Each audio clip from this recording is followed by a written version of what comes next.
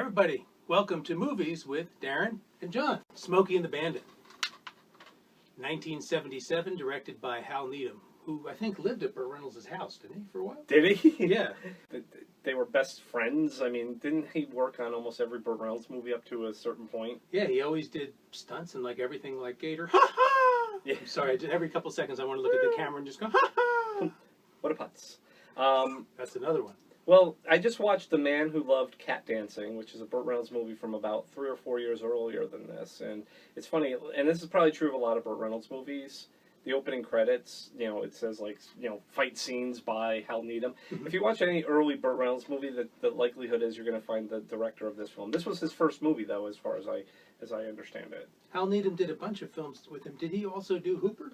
He did Hooper. He did Smokey and the Bandit 2, which is totally a different movie. It's about an elephant. Yeah. This one's beer and that one's elephants. Yes. So they're radically different. And 2 is known as being the first film that had bloopers in it at the end. Was it really? Yes. Okay, You interesting. actually see them at the end of the movie. It seems like they were having more fun making those movies sometimes than the movie itself was to watch. So, Smokey and the Bandit 2 is not a very good movie. No. It's a remake of this movie, by the way, even though it's technically a sequel. But it's not as bad as 3. No, 3 is, we'll get to it. But yeah, 3 is really bad. But, well, here's what I was I was thinking about this before when we were discussing that we were going to do this movie. Now, this movie was obviously a huge hit. I think it was the #2 movie for the year it came out, 1977. Was it behind Star Wars? Yeah. And it's interesting because Star Wars, and then Smokey and the Bandit, and then it was Saturday Night Fever. So you have 2 movies that are very culturally landmark films, and then in the middle of them is this movie, which is popular. I guess people still like to watch it, but is it the same kind of era-defining movie that those 2 other movies are? Well, I always think it's funny. Billy Bob Thornton talks about this and says where he came from, this Smokey and the Bandit's more like a documentary. Fair enough. And I always thought that was kind of funny. I think that appeals to, Southerners. Yes. Is that part of the world? And there's that great little exchange between him and Sally Field, how he doesn't know when they were talking about New York, and she's talking about she's talking about New York and he's talking about down south, and right. It's just kind of a neat little thing. Their chemistry was really good. I mean, I know they were going out. Were they going out before this, or did they meet on this? I don't think know they the met answer. on this, and I don't know if things were rocky when they were making the second one or not. I mean, you mean Rocky punching her? Yes. Okay. I'm sorry, just had to do that. No, I don't know if I think they met on the film. Sally Field's in this. This is just before she really got it to be taken seriously because she had already done Sybil, which was her that sort of groundbreaking. It's funny what TV movies really got very popular in that time period. Oh yeah, that was the era for them. And what was it Nick Nolte's was the first one, right? Rich Man, Poor Man. Well, that was a miniseries. Oh, miniseries. Yes. Yeah, that's right. Yeah, Sybil I think might have been a miniseries as well. I've never seen it. And that's when everyone went, "Wow, the flying nun could actually act." Right, Gidget or whatever she was. And then this movie's obviously very light for her. But then 2 years later, she did Norma Ray, and that was sort of where she became really. And won her first respected. Oscar. Yes, her first of 2. Yeah, second was Places in the Heart. Right. She has as many Oscars as Maharishi Ali, and both of them have 2 more Oscars than Albert Finney, as we were just saying. Albert Finney, rest in peace. Right. No Oscars, that's just unjust. But what I was going to say about this movie that I think is kind of interesting is it was both a good thing and a bad thing for Burt Reynolds, because I feel like once he made this movie, he made a lot of movies like this. He did Hooper, he did the sequel to this. He didn't do part 3, although he's in it. He's only in it for a few seconds at the very end in a cameo. And part 3 is based on the delusion of Buford T. Justice, who Jackie Gleason plays. 3 is a really weird plot. It's strange. It's a strange film. It was a movie that shouldn't have gotten made. Jackie Gleason didn't look particularly well in that film. No, he lived another 4 or 5 years, I think. But that was the same year he made for the same studio the completely necessary Sting 2. The Sting 2. So apparently, is that around the toy? Yeah, it was actually 83. Which is one racist friggin' movie, by the way. It's awful. The toy is, at the time, I guess, I don't know, but that movie is unwatchable now. I thought it was unwatchable. There's one of those movies that I was the right age for, and it's like The Goonies. I should love it, and I don't like it. I even hated that movie when it came out. Thank you for bringing up The Goonies, because that's one of those movies that everyone says, I should love, and I'm like, I like it. It's okay. It's fun to watch, and it's got it's obviously our age group. It's a big movie. I mean, the most exciting thing to me in the movie is that Short Round is in it. But what I was saying is so this was a big hit movie, And then he made a lot of movies like it, and I think it ultimately hurt him in the long term. And because they saw him as a guy who didn't take it seriously. Right. You won't get lost in this movie. This movie's designed to be fun. Yeah. Jerry Reed is really good supporting. His Eastbound and Down song is awesome. Right. The dog is cool. Yeah. What? Fred. Fred is cool. He looks like he's stoned throughout the picture, but it's fun. Right. And of course Jackie Gleason and Mike Henry are the antagonists in this movie. And everything Jackie Gleason says is pure gold in this movie. Jackie Gleason might not have one line in this film that's not funny and quotable. I think there's one or two lines where he looks like he's been dubbed over, where he might have said something dirtier. He definitely. Yeah, there was one point where I think he said the F word, and and they cut it right. Yeah. The stunt work is aces. The movie moves. It doesn't have a pacing problem at all. Smokey and the Bandit. It's fun. What is that line that you sent to me on the other day about getting a sandwich? Oh, Gleason goes, and that scene. Let's talk about that for a second. But yeah, Gleason goes into the diner or a roadside, restaurant type of thing. He's like, "Give me a Diablo sandwich and a Dr. Pepper and make it snappy. I'm in a goddamn hurry." That scene apparently was not in the original version of the film. Like, I think Jackie Gleason himself actually said there should be a scene where the two of them together and they don't realize. Well, he realizes, obviously, Burt Reynolds does, but Jackie Gleason doesn't realize that the guy he's chasing is sitting right next to him. And Gleason is hilarious. The way he's the way he's eating, you think he's going to choke to death when he's doing it. And then the bandit going, "Oh, Sheriff, here you go, and I'll pay for that thing." And then right. Thank you kindly. And they're over at the choke and puke. Thank you, kind lady. You're going to keep doing that.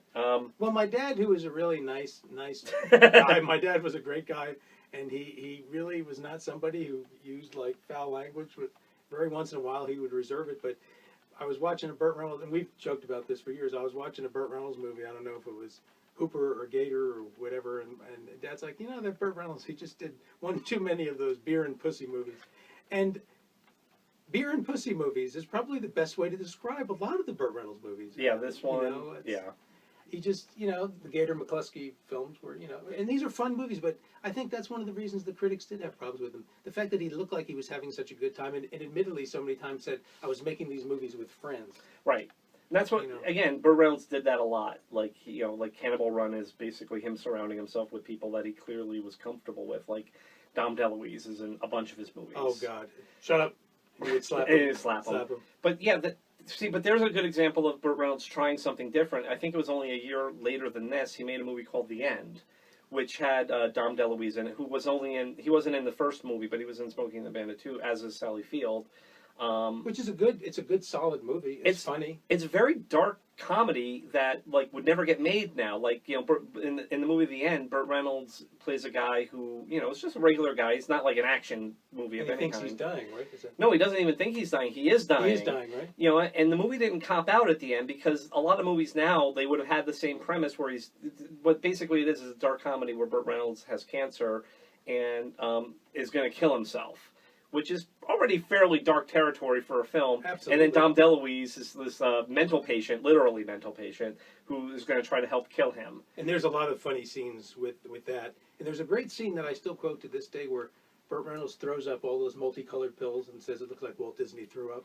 I still think that's funny. But that's good stuff. Probably Smokey and the Bandit and Deliverance being his two best performances in his career, I have to say, if I had to think about. I think he's really good in Sharky's Machine, too. Sharky's Machine and then Boogie Nights. Boogie Nights being probably the best performance. Well, I don't know. I guess that's my main takeaway from this is it's a blessing and a curse when you make a movie like this, because on the one hand, it really helps you, it's really popular, people love you for it, but on the other hand, you kind of have a trade-off where it hurts you in the long term. So, and people will always bring that up, and he'll never be able to best the box office success. I mean, that was a huge hit. I mean, I don't know what it is if you adjust it for today's dollars and inflation, but this movie, according to Wikipedia, and maybe they did this, I don't think they did though, but it made like $300 million. That's pretty good. Which today is like how much? Yeah, it would be substantially more than that. I mean, obviously, again, it only seemed to be a little less successful just because obviously nothing is going to compete to Star Wars, which is, I think, via inflation, still the most tickets sold for a movie. You can't really define to people just how big Burt Reynolds was. There's not movie stars like this anymore. There's not anyone. I mean, Burt Reynolds.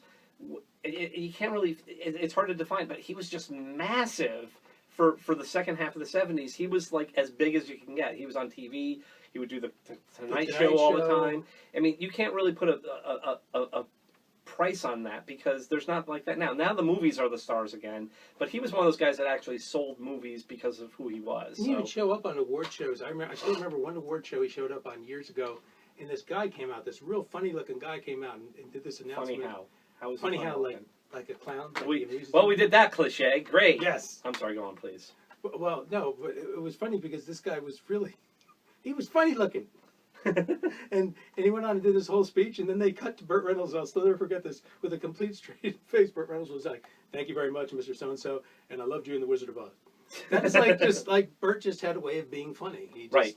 You know, he made mustaches cool. Yes. He had the mustache. And he also had really good hair pieces for the most part. I think by this point he was already into the first of his hair pieces. And I still remember him going on, this is obscure, I still remember him going on Dr. Ruth without his hairpiece completely bald one night. Wow. Because Dr. Ruth was on late. And Dr. Ruth Westheimer was like a sex doctor. She talked about all yes. Time. And Burt like showed up completely bald. It was just funny because years later I'd see him and be like, "Oh yeah, this is my real hair," and everyone's like, "Who are you fooling, Burt? We know this is not your real hair." Is there any parting shots you want to say about this wonderful film? Well, I would just like to say that almost like with the Jaws movies, and we're going to do Jaws 2 next, the series gets worse as it goes on. Oh yeah, the second movie is not good, and then the third movie is borderline unwatchable. And I'm saying that as a Jackie Gleason fan. So it's probably best if you do get the trilogy. Well, first of all, don't get the trilogy. You can buy the first box, the first movie, and be That's signed. it. Or the TV movies. They made a bunch of TV movies with some dude. Yeah, that they didn't. I don't think Burt Reynolds is in any of those. So. What a putz. And nobody looked at the camera better, and just made it cool. Burt broke the fourth wall, but he made it. Yes, definitely. And then Paul Williams is in it, so you got that going. Little Enos. Yes. And Big Enos is Pat McCormick. Pat McCormick. Yeah. So watch the movie if you have never seen it. It's fun. Enjoy. What a putz.